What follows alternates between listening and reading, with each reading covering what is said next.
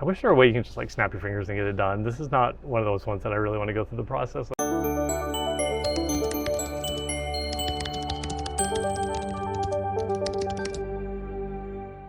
Hey FlossTube friends, today is August 11th, 2025. I'm coming to you on a Monday morning, just give you an update on my whips and everything that's going on in the world. I am Jason, my pronouns are he and him, and it is just crazy hot summertime here in Texas. It's starting to heat up. We've had a relatively cool summer, and now it's getting warm. I am desperately craving autumn and everything that comes with it.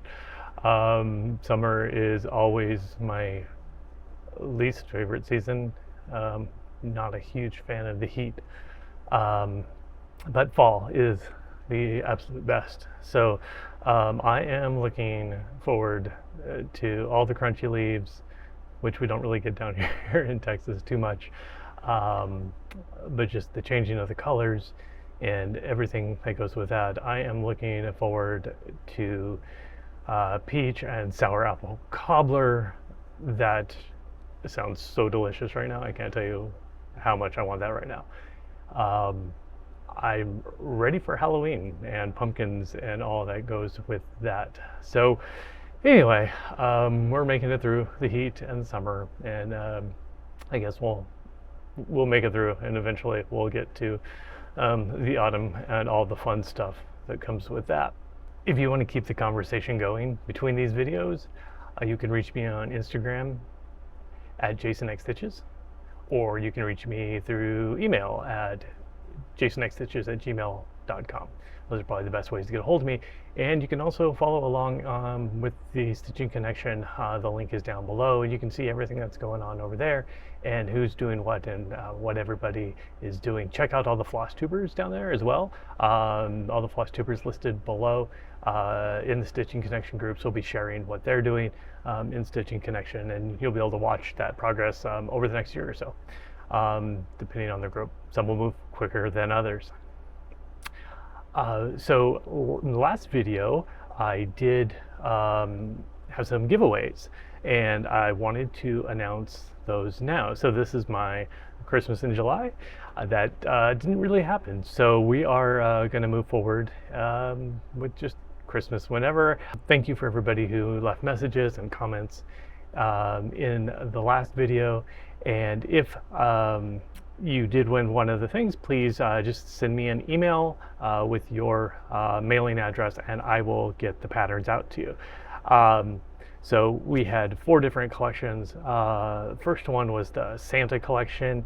So Janet McKay 4470, congratulations, you won that one.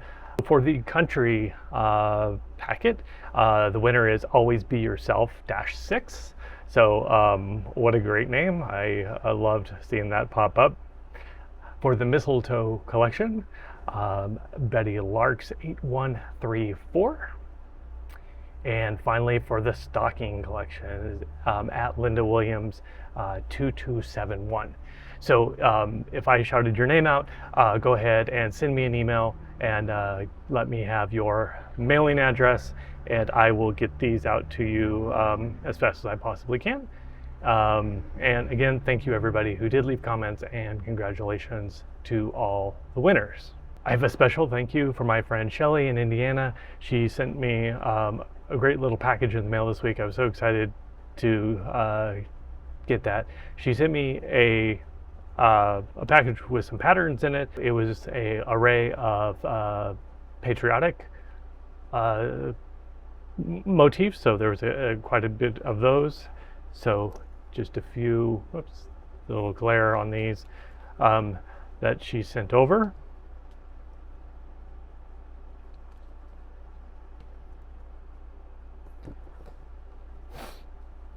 And then finally she sent me the Scarlet House, A Perfect World. I love this piece, and so I'm so grateful. Thank you, Shelley, for sending this way. It says, in a perfect world, you would find me here with the birds and the flowers and the dogs and the deer. And I just love that. I don't have a dog at the moment. Everybody knows I have my little cats, but I do have deer that come and visit the yard quite frequently during the winter. They tend to stay away during this time of year, but they're often here during the I guess the cooler months of the year. So anywhere from probably like October to probably April, they're around. So yeah, so this is perfect. I love it. So thank you so much, Shelly. I can't wait to put this one on my stitching list and get that one started. I know I talked last week quite a bit about all my plans and how I had like great intentions to get things moving. I had a little glitch in the system. Basically, I just stitched what I wanted. I made a lot of progress on what I wanted to make progress on, but I do have a little glitch in my approach, and it's not earth-shattering, and it'll come work itself out eventually. I just have a lot of projects that I want to get done soon, that are like I really want to get them done soon, and so it really makes me that 300 a day right now is, you know, was an unrealistic thing for me to get anything done besides those particular projects, which I guess that's why we have focus projects. But yeah, so I need to kind of like lighten my load a little bit, and then my system will work a little better, which is the whole point of the system, is to get me to that place. So I have quite a few whips to talk about today, and I do have a new start, and I was thinking about whether I wanted to separate it out, but I'm just going to throw it in there because I tend to decide what order they go in by the most dramatic reveal, apparently, that they're going to get. And basically it's whichever one I feel has made the most progress gets done last, and whatever I think makes the least progress gets done early. So I just threw my new start in there, and we'll just go from there. Okay, the first one I have up is my new full coverage. It's The Sun by Edvard Munch, charted by Scarlet, Quince, currently available through Paine Free Crafts. So this is a huge, no, it's not really a huge piece. It's big by my standards, what I normally stitch, but from a full coverage perspective, what a lot of people are out there stitching, it's not. It's less than 100,000 stitches, so it's not even in that kind of crazy category where people are talking about hundreds of thousands. And then I just saw that Stewart's and Stitches, I don't know how I missed this before, but he's doing one of his pieces that's over 1 million stitches. That just boggles my mind. Yeah, so he's working on that right now. I don't think I have enough years left to ever get that done and ever stitch on anything else. So that's crazy. Anyway, I'll stick with my one that's like 80,000 stitches. That'll work for me. So what I did on this one is just a little more filling in. I was kind of lazy on this one, so I did not go and take all my floss and bobbinate it. I use floss drops, but bobbinate's a better word. So I didn't do any of that because I get bored really quick doing that. So I kind of like doing it when I need them, because if I had to do more than 3 at a time, it would drive me nuts. So I have been going through and bobbinating this as I go along, and so it has been minimal progress on this.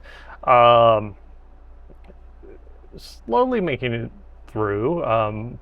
I love the way that this is turning out. It's so little that even when I look at the photograph, it's hard to imagine like just that little tiny piece that's down there. But I really want to get working on this one and start making progress. I'm trying to figure out what my goal is for this. I'm thinking maybe right now just keep it at the 300 stitches a month, but I haven't been keeping up with that anyway. So anyway, that's what it is. I find it interesting when we're talking about this one is I do my top stitch from the top left to the bottom right. And so in this corner, and just the way this piece is with the sun in the middle and it radiating out, all the stitches are flowing where the sun rays would be flowing in the picture. So I think that really contributes to this little tiny bit that I already have here. But now I'm thinking about what happens in the other corner. Is it going to look disconnected, or is it going to feel like the stitches are fighting the natural flow of the image? So I'm curious to see where that goes. I don't know how that is going to be at least a couple years from now before I even discover what that looks like. But I have been curious about whether the direction of the stitches actually can have an influence, whether there's ever a reason to switch your top cross to see what works. But anyway, other things that go through my brain. Really love doing this. It's very meticulous. 20 count. Yeah, 20 count, easy count, graded fabric. All right, so this is sort of my disappointment for the week, and not disappointment. I was hoping to get this one done. I was just hoping to like push through and get it done, but I didn't. So this is Night of All Fears by Barbara Anna. So this is on the kitted fabric. So here I am. I made pretty decent progress. I found the end, so that's a big deal, right? I made it over here to the end. And now it's just a matter of filling things in. There's a huge pumpkin patch right in here, and I think I might want to do that last. I don't know. I'm really excited about doing that one.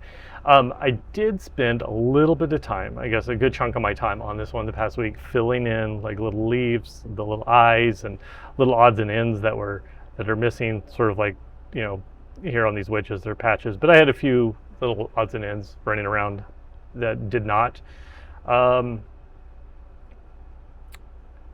That it still needed a bit of attention. So I did take some time to do that. I actually found like a stitch that I didn't do the top cross on, and I think I may have found two, which is kind of concerning because that means I probably have a bad habit somewhere of doing that. But so I was hoping to get this one done because I do have a new start that I wanted to wait till this one was done, but just had to get that one going. And yeah, so maybe next time, fingers crossed, we'll see. Okay, my next one is the Flea Market Flowers.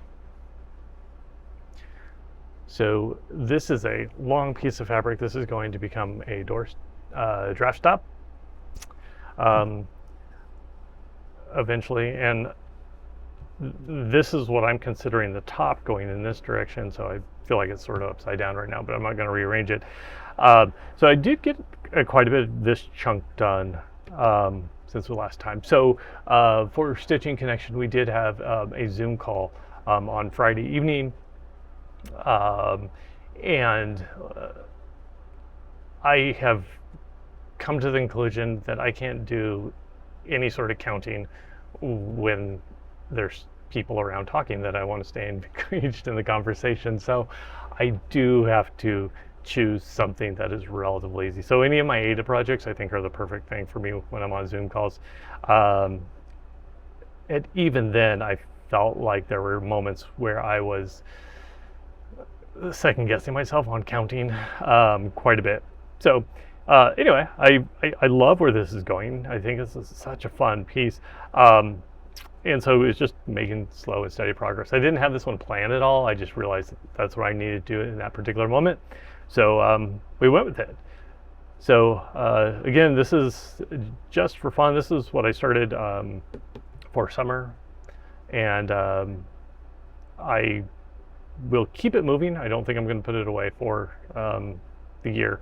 So I'm just going to keep it moving, and just, you know, whenever I need it on Zoom or other items like that. So this, while I'm here, I also have another crazy doorstop that I want to do. That's probably not designed for that. But after I started this one, my wheels started turning, and I was like, I want to do several of these. So I have a few that I'm watching and debating on which ones to get. So no spoiler is needed for this next one. This is Lola Crow's Extraordinary Birds. I'm so far behind that I'm not even updating my little info panels. I will keep it up to date whenever I get to that point, or when all the releases are done. So if I ever do any stitching on a particular feature that's current, then I will do that. Otherwise, you're not going to get any spoilers from me on this one. However, I did quite a bit of work on this one. Kenny Stitches is doing the Abandoned Sal for the month of August. So I have decided I was going to just put a little bit of extra effort into this. Here is where I am.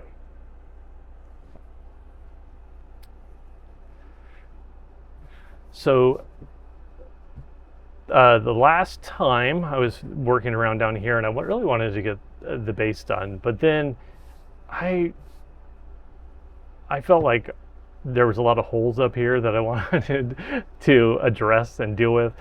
So I started working on these birds up here, and I got a lot of this filled in, and the arches there. Yeah, so everything I did was on the top this time. Still have quite a bit to go. This is 400 some odd stitches that I got in, so that was a lot more than I had planned at all. It's definitely reached its goal for the month. So I will probably pull it out one more time just for the Abandoned Sal, but I'm not really going to make it too much of a focus. And I'm not really going to worry too much about what the new releases are either. I'm just going to stick with what I have for the next go around, and then maybe I'll upload that. I do keep this in Pattern Keeper, and I use Pattern Keeper for projects with lots of color, because I often will miss a stitch, and then I do everything around it, and I have to go back and put in one stitch of a color that I had to do 50 stitches already. And so it is quite a bit of work to export progress, upload the new thing, and then re-import progress. So I'm just going to skip a couple of those cycles and probably wait until we're done with the full release of the Sal, and then I'll do everything in Pattern Keeper.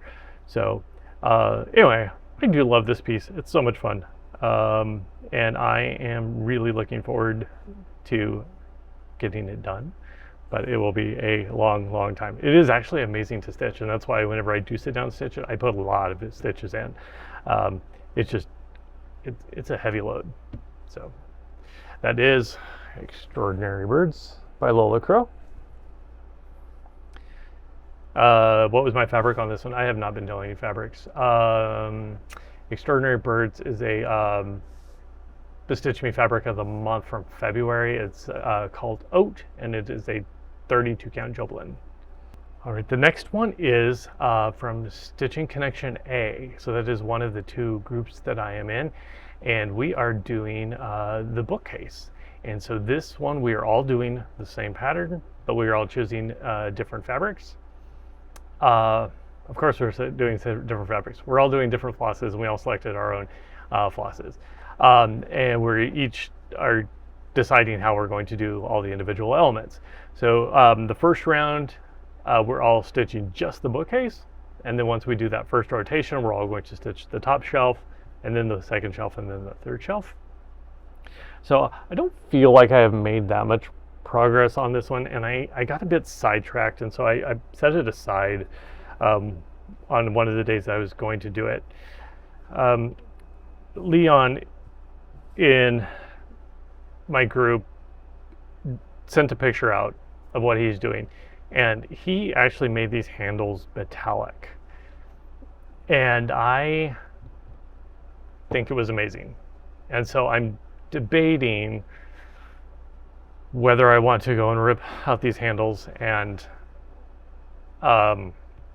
put in something that may or may not be a metallic thread, but looks a little more distinctive like handles. I know by doing it, it will look better. The debate I'm having with myself is whether some future Jason is going to look at this and see it every single time And if he does that, that'll be annoying. And so I don't want that. So I have to come to peace with it before I proceed with doing nothing, or I need to just make the changes. And I don't know what I want to do. So anyway, that kind of got me, I didn't get as much progress in this as I wanted because I was debating on what to do with that. And then I realized I can continue stitching elsewhere. And so I did. So I just put in a good chunk of this. This is already like 1,200 stitches. There's a lot of stitches in this thing, and it doesn't feel like it, but that's 1,200 stitches. So it's a lot. Last time I forgot to tell you about my flosses. So I'm doing a blended floss. So I am doing, and you can ignore all the colors on here because they're not often the same place. These are my miscellaneous ones that need friends to hang out with whenever they're not being stitched. So I'm doing 998 and 300. So blending that. I probably have talked about this before when it comes to Yule Cat. I love blended threads. It's a lot more work. You can't do a loop start. You literally have to find a very neat way to start it. But I love the effect. I love it. So I wanted to do it for the wood paneling, and I think it does give it a little more dimension than if I had just done a solid color. So I'm really enjoying doing that, and I love the way it is turning out. But still debating about those crazy handles. So I'm going to continue to make progress on this. I've decided I'm going to move down and then move up because I do enjoy moving up. So I'm going to move down and then go up on both sides. That's how I'm going to progress on this. And then I'll make a choice about the handles at some point. And then I'll go over my other floss colors with you as I get closer to that, as I start getting ready to package that up. One, because that is still going to be a little bit away and I might change my mind. And two, I'm not sure it is a complete palette yet.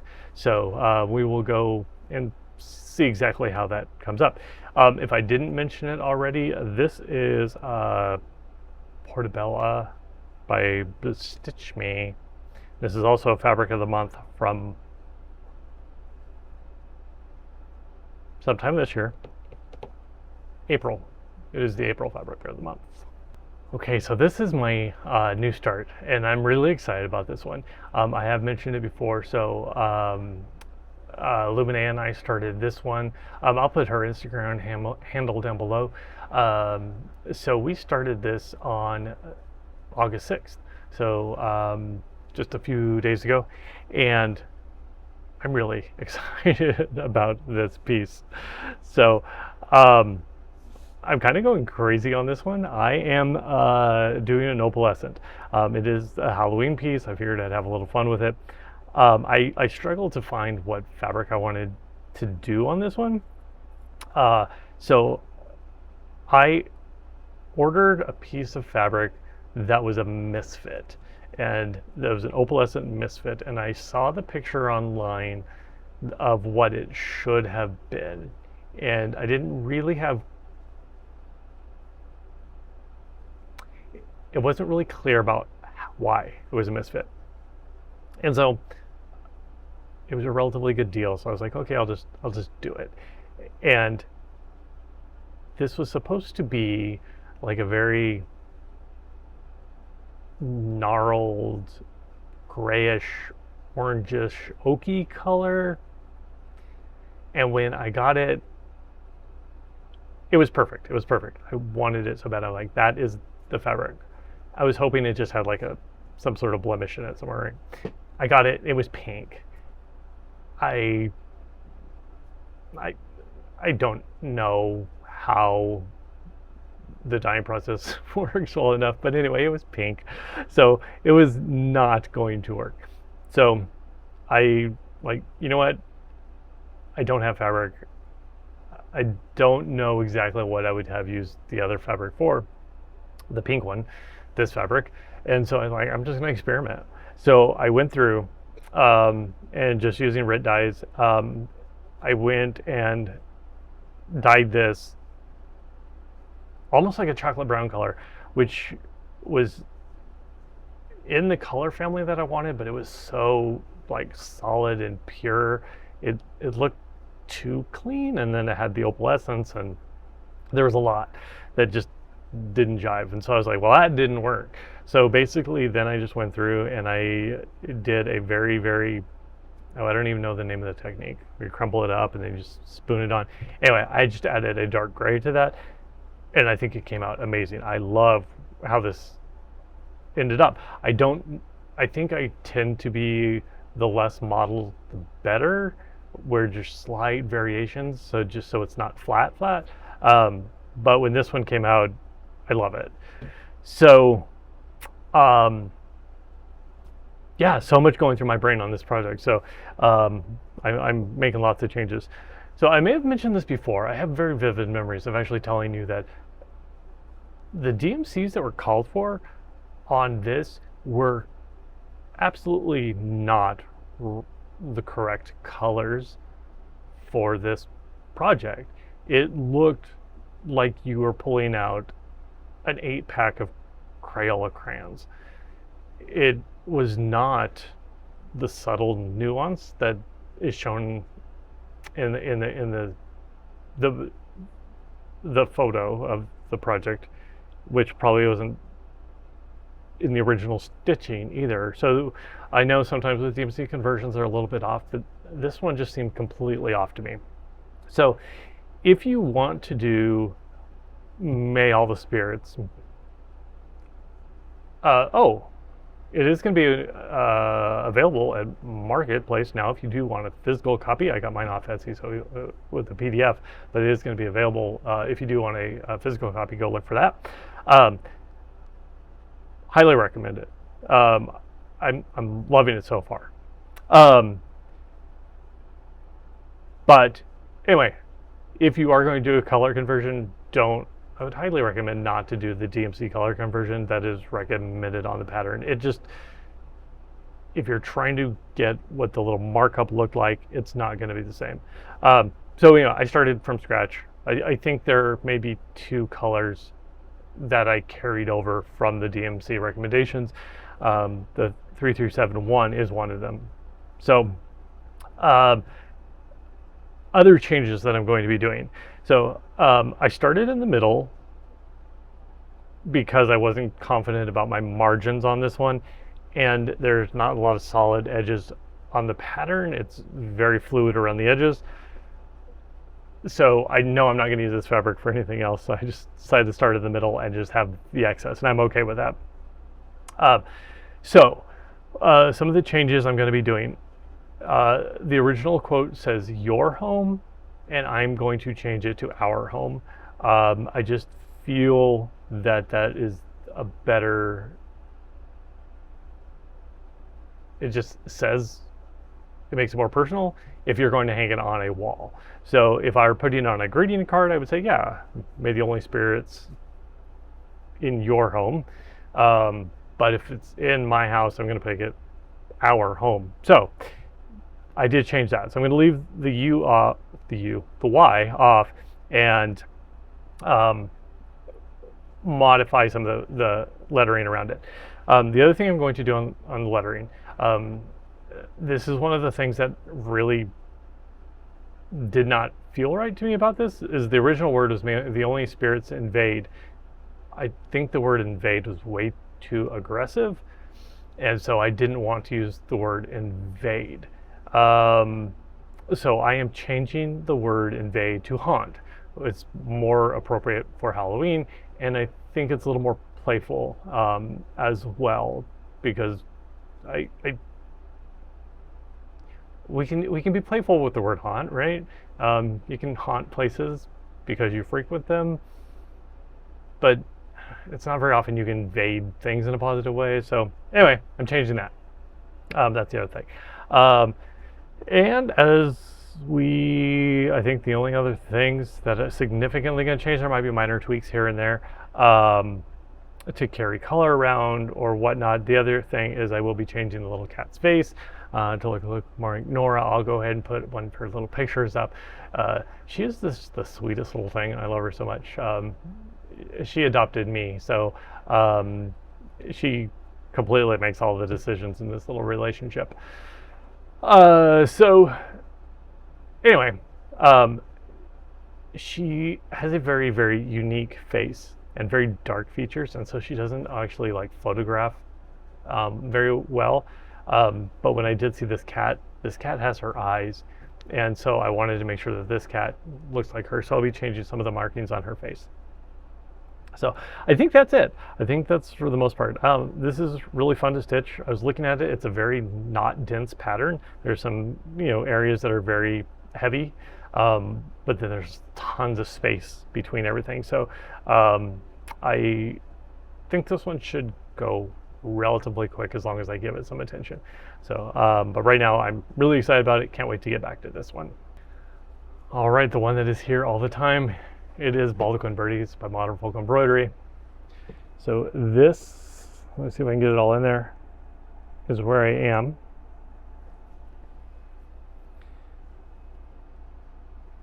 I'm going to do that again because does that not look like a little grenade down there to you? I don't know. It's not a grenade. Okay. It looks like one from here. Okay, so this is not going to fit all in here, so I'm going to fold this up. I am right here, somewhere right here is about the halfway point. So I am more than halfway. I've made a good chunk of progress. I got a lot of this little area in right here this past week. I didn't quite meet my really ambitious goals for this, but I did. I'm very excited about the progress I have made on this one. So I'm also doing this for Andrew, the Runner Stitcher's Whip into Shape. And can you believe it? It's August already. He's going to be heading out and actually running the marathon in no time at all. So I think just a matter of 2 or 3 weeks, he'll be gone and done. And then we'll have to think of something else new for everybody to stay motivated and keep things going. That has been such an awesome challenge. And kudos to Andrew for thinking up something that was so entertaining and fun and engaging for everybody, because I don't think you can watch FlossTube for more than 20 minutes without finding somebody who's actually participating in it, and just to get people rallied up and to do that. And he's such a great guy. So really, everybody supporting and cheering him on is just great. I'm so happy for him. I know he's gonna have a great time. I'm slightly jealous, but someday I'll make it to that side of the world. Back to Baldaquin Birdies. I was thinking about this because I mentioned last time, I'm like, this is something, one of those things where it's I love this piece, but I never really know what to say about it. It's just, it is enjoyable. And but I did find, I think I was thinking about this. I have listened to a lot of cross stitchers talk about how they don't necessarily like mirror images of things because they feel like they have to do everything twice. And so I have done a good portion on this side over here, and then I started to move over on this side, and so I was a little concerned about that. I had that stuck in my head. But I feel like as I am going through this, and I think it's something about my brain where it's like, I do not feel like any of this is familiar at all. It's like starting brand new every single time I stitch, and so it just feels completely different. So I found that interesting how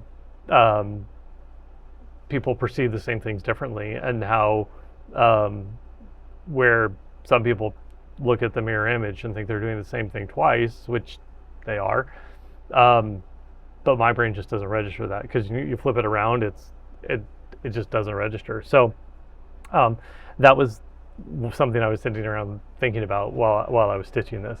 And anyway, I'm going to say this 100 times. If you have never tried a Modern Folk embroidery piece, definitely do it. They are great pieces to stitch. And I think I mentioned this before too. Also be on the lookout for the 2026 SAL. It'll be coming out sometime soon. I've seen a sneak peek. It's amazing. I'm not going to do the Sal, but I'm going to stitch the piece. I'm going to make up my own timeline. And I probably won't wait till January. We'll see. Okay, so this one is, I feel I made the most progress on this week. It isn't the most stitches. That one goes to Baldaquin Birdies. However, this one just like visually feels like it is moving forward. So this is See You in Spring by Mom Voyage Cross Stitch. You can find her page on Etsy. So this is where I am. So I got a huge chunk of this done. I don't know what, I'd have to go back and look at the pictures, and I should look at the pictures before I actually start recording. But got a huge chunk down here. I haven't touched Frog or Toad at all. There's a lot of color change down here, a lot of moving around, so I'm being very spotty and trying to use up my threads as they come along, trying to be strategic about what I start next to make sure there's a big enough chunk that gives me something to build off later. Little Toad still does not have an eye, and so for all of his champions out there who are encouraging me to give him an eye, I completely agree, but it didn't happen in this past 2 weeks. So maybe he just needs a little pirate patch. I don't know.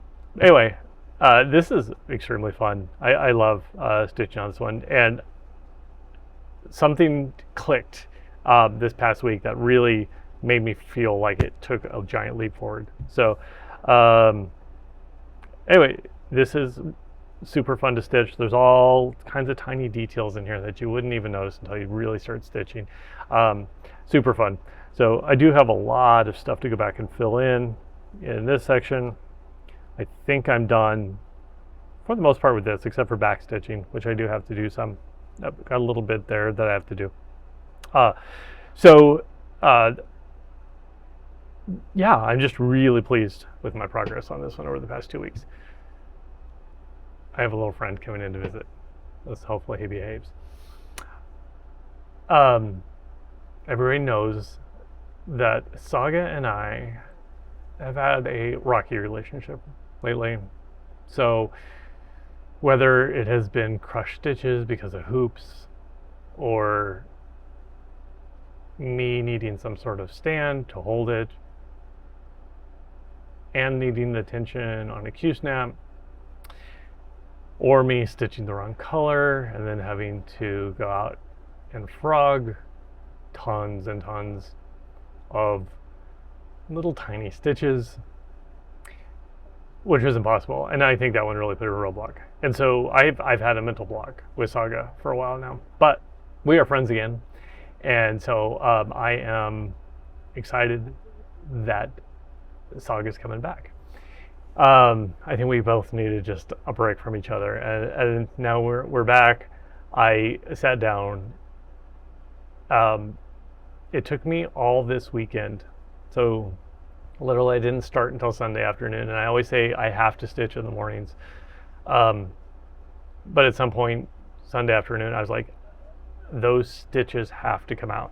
So I went, sat down, frogged those stitches. It took me about an hour to frog 20 stitches because it's so tiny and I didn't want to rip anything else out. So I just had to be extra melancholy and make sure that those stitches came out well.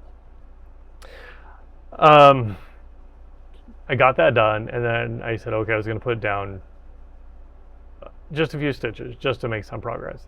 And then I spent the rest of the day doing Saga. Is it as much as I would have liked to have gotten done on a normal weekend? No, but I'm really excited that I did sit down and really just enjoyed it again. And that just took a huge weight off my shoulders, just the fact that we're friends. So Saga, long dog samplers. I'm doing this on a 32 count. Why can I never remember what it, Zweigart Merino, 32 count, 1/1.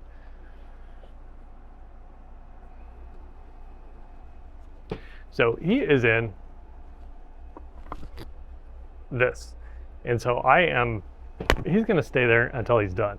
So Let me see if I can make sure that this gets centered for you.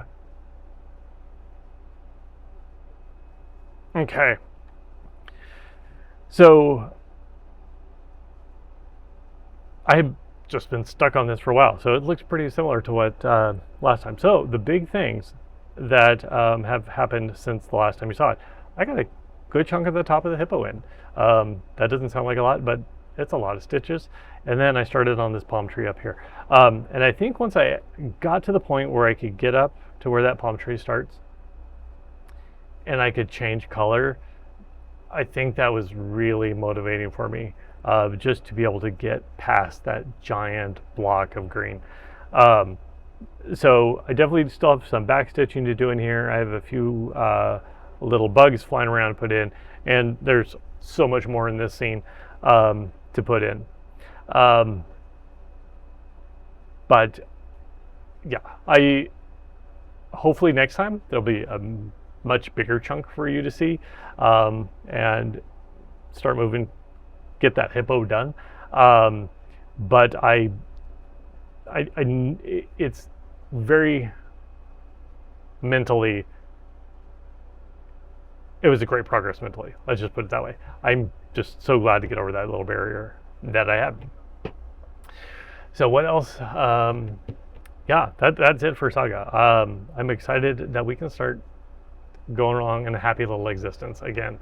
All right, so what do I have coming up? I will have a new start here in the next week or so. So that is one of my plans for the next week. So I will be starting embroidery ribbons from Modern Folk Embroidery, and this is for Stitching Connection In. This is my second of the two connections that I am in. Unfortunately, our fourth person was not able to join us at this particular time, so we decided we're just going to go ahead and get started. Our approach to this is we are all going to select projects. We'll have different projects, so it's a completely different approach than Stitching Connection A. But in this one, we will all have something that is motif based, where we will have different, each stitcher can go in and choose which motifs they want to add out of the entire collection.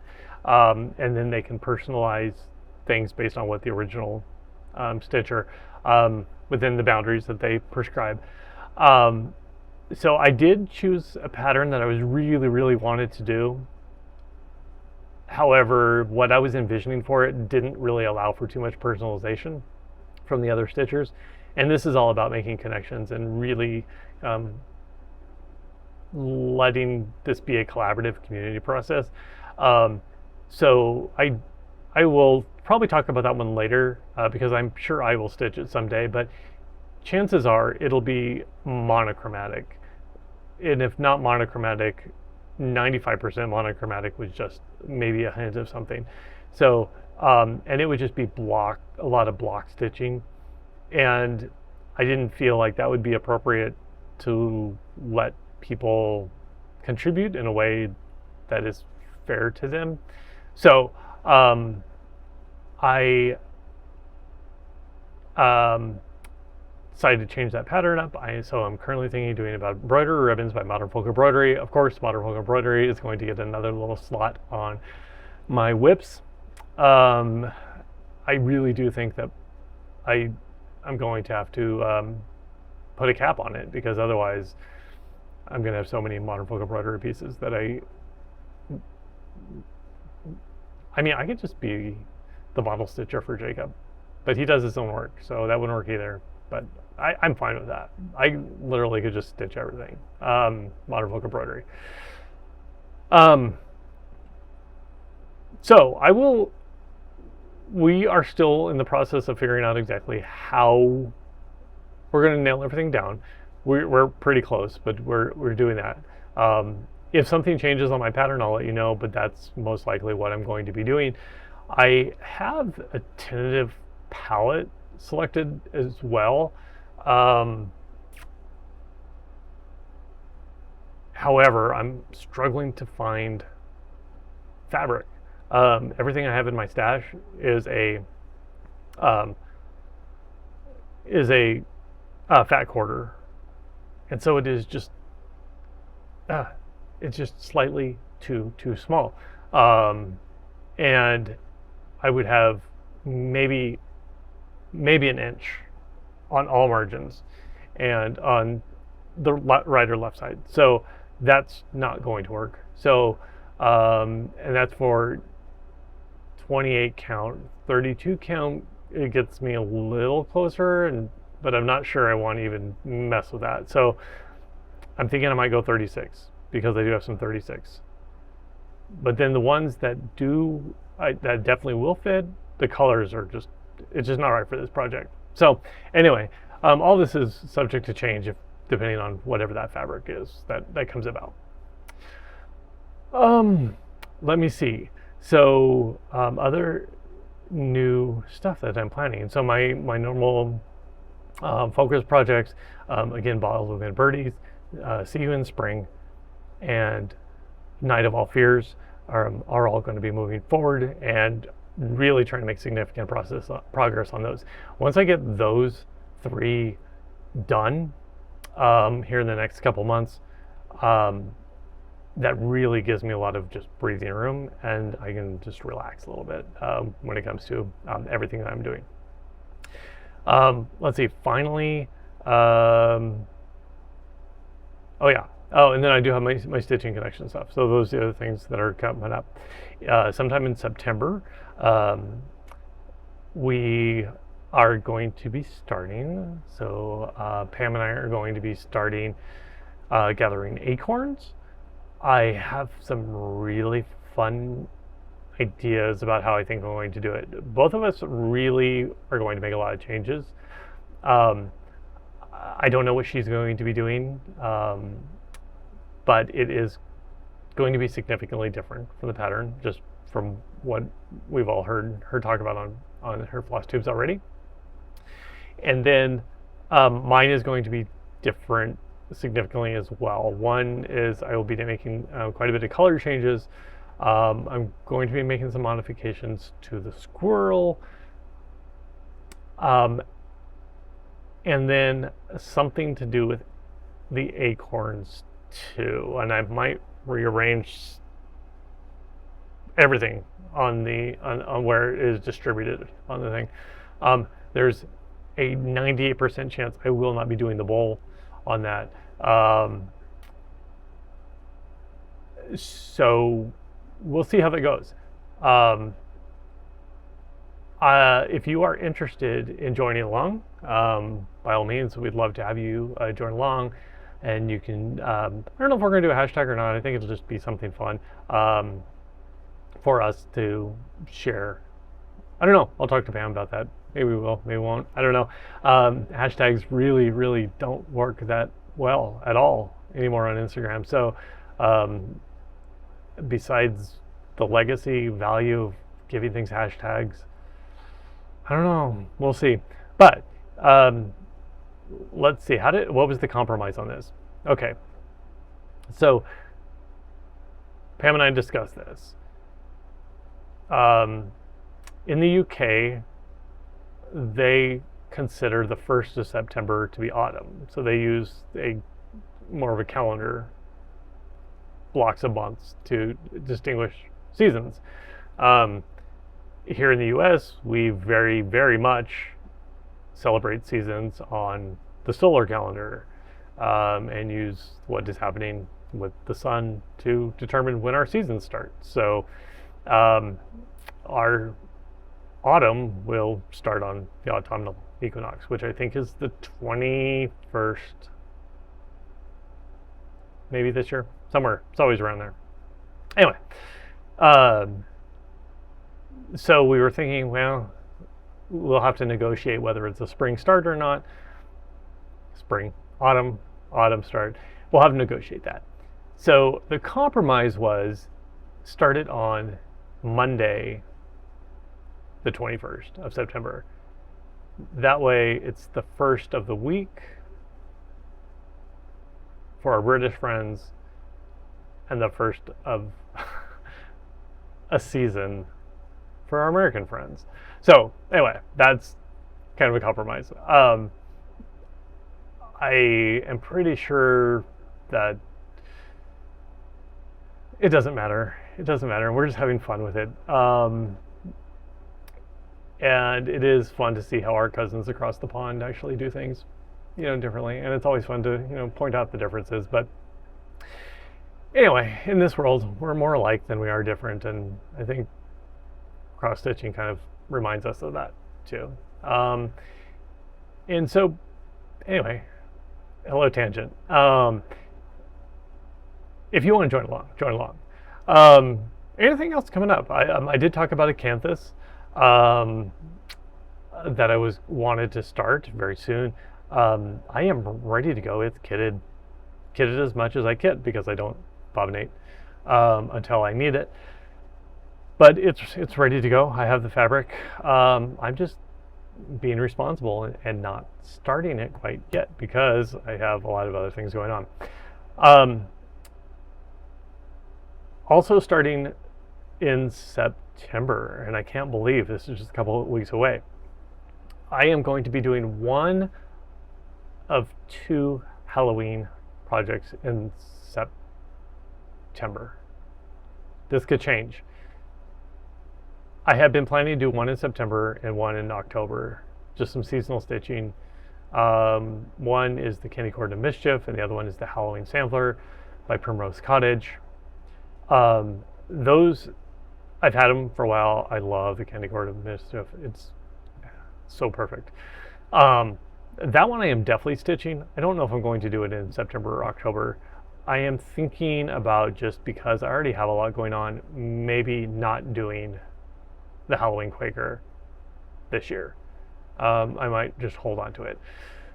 So we'll see. I don't know what I'm going to do. So I might have the Candy Corn Mischief start in September. It might start in October. It might be the only Halloween one that I add to my list, because I also have to do maybe only spirits.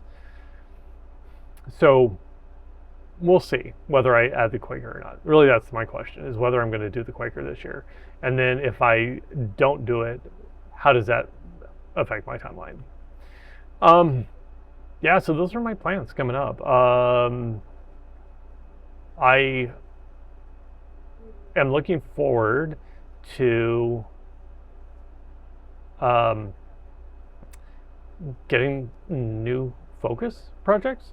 So that'll be interesting when some of my big ones that are currently like really right there at the end that I want to get through, whenever those are done, it'll be interesting to see how that pans out and whether my focus projects rotate or what that looks like after that. I'm not sure. Oh, the other thing that I did mention last week too is I wanted to start maybe taking little polls on Instagram to see, besides my focus projects, what you wanted to see more frequently. And I was going to do that middle of the week. But then I also went back and looked, and I'm like, I literally have touched most of my projects. I have 3 or 4 that I didn't touch at all. And so some of those I would say, no, I don't want to do this because I just wasn't in a place to do them, and they were too complicated. So I did already touch a lot of projects, so I was figuring, okay, I'm not going to start that right now. Once I figure out exactly how this all works, I will go ahead and figure that out. So that is it for my plans. So I did want to, I've had a few people ask me about so my crochet, and so I was going to bring some of that along just to show you where I am. So I currently have 3 crochet whips. 4. I have 3 to show you today. And I was going to kind of like explain what I do. I'm a pretty proficient crocheter. I am not incredibly fast, but I do think that I am somewhat skilled. I would say not an expert, but an advanced intermediate area. So I'm capable of doing a lot of stuff. However, I get bored doing complex things, which is weird. I don't understand that part about me and crochet, but I have sat down so many times like, oh, I'm going to do anything that requires any sort of shaping at all. At some point I don't want to do it. So I get to a point and then I finish and I'm just done with it. So I like stitching squares and repetitive things. And so that is sort of interesting. So I've been thinking about this quite a bit recently, and I think that is just when I do crochet, I just love the repetitive nature of it. I love to get into that rhythm and just have that without having to think about having to increase or decrease or change really complex things. So I tend to do more simple things. And for me, this is all about process and not the product. And so I think a lot of the reasons why I don't crochet a lot is because I don't want to have a lot of product at the end. Because how many blankets do you need, really? So I'm thinking, now that I've kind of acknowledged that I just should embrace the process and then just get rid of the projects at the end. So, which I'm completely happy doing. So I was going to just show you what I have there. So if you are just here for the cross stitch and not interested in the crochet, so thank you for stopping by, and we'll definitely see you next time. If you're sticking around, let's move on to the crochet. All right, when it comes to the crochet, I'm not going to go over yarns, anything. I pick color. I basically do acrylics. I'm not really gonna advertise for anybody or anything because half the time my stuff is not something you always get. I'll go buy stuff from thrift stores and stuff like that. So I don't actually know where half of it's from. So I'm not even going to worry about it. So if I don't want to spread my yarn ball around, this is a current little blanket I am working on. So this is the one that kind of started my mind moving in that direction. It's relatively simple and repetitive for the most part until you get to these crazy little bobble rows.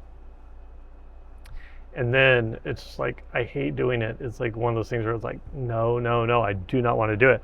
It's fun. I love the texture. It just takes me out of whatever that mental place is, and it's no longer that much fun. So I started doing this one maybe in the winter time? No. I don't know. I started doing this maybe last autumn. I'll have to think about some kind of life event that was going on at the time. I don't remember what it was. But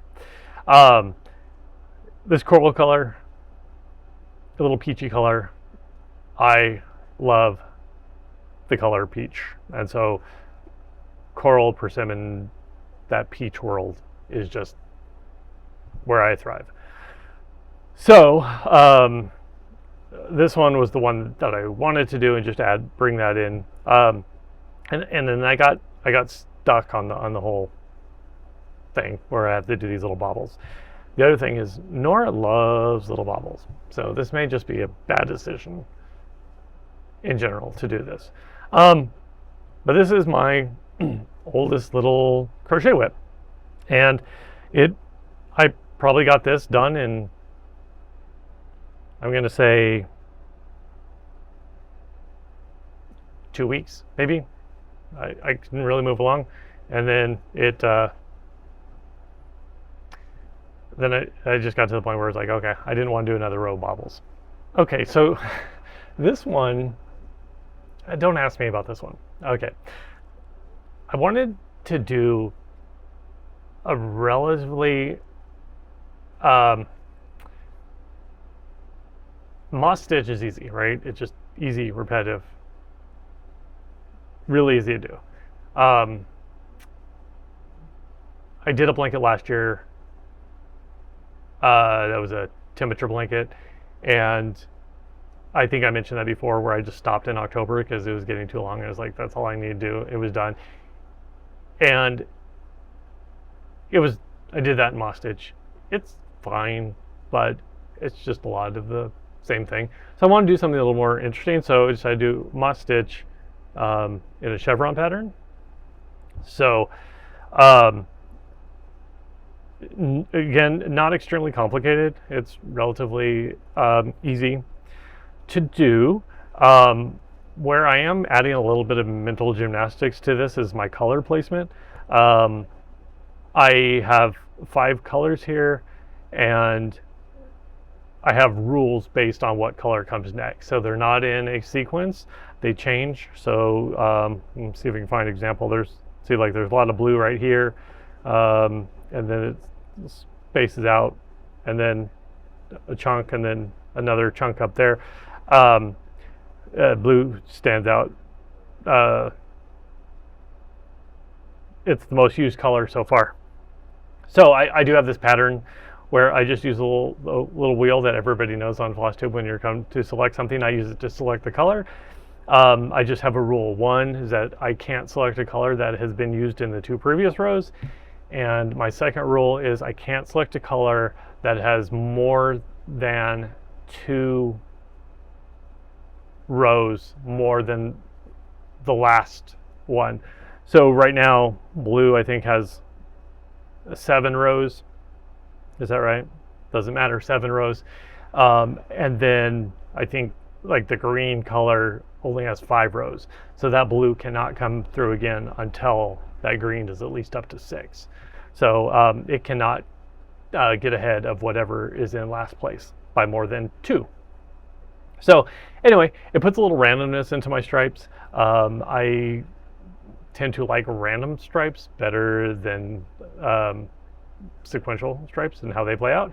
So that's why I do that, just to add a little fun and doing that. So again, very, very simple stitch and really easy to do. I do have to pay a little bit of attention on this one though, because every time you get to a peak or a valley, you have to stop your thing. So it does require a little bit of mental effort, but it's not, I don't have to think too much for that one. So again, well, I actually like the colors better on camera than I do in real life. This feels very 1990s to me, and that's not what I was going for when I picked the colors, but maybe the 90s are back. My last little crochet project. I don't have any knitting going on right now. I was actually thinking about why that is, and I think there's a little bit of a hiccup there where it's probably the same thing that was going on with SAGA, where there's just some mental glitch, and it's like, nope, that's not right. Even though, if you ask me which I prefer English, which I prefer, I actually prefer knitting. I enjoy the process of knitting a little more. I enjoy the fabric that comes out of knitting better than the fabric that comes out of crochet. So anyway, I should probably just sit down and do it, and then that little mental block will go away. So my last one, I just started this 3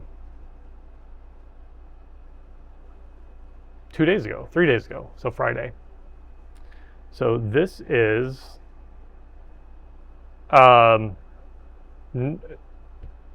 this is not what I expected it to turn out like.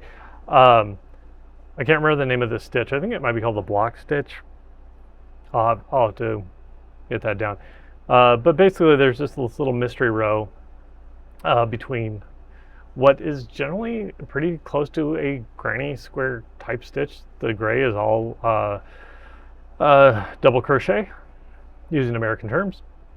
And then there's just single crochets and some chain stitching in between that you'll latch onto. You don't even flip your work. You add 2 rows on the same side before you even flip.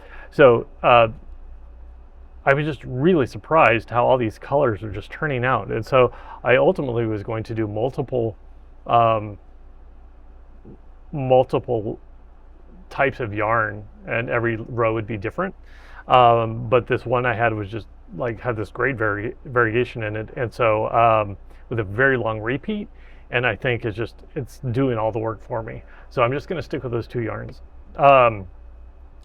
So this was meant to be a little crazy, but still somewhat not screaming. So I think it's getting there.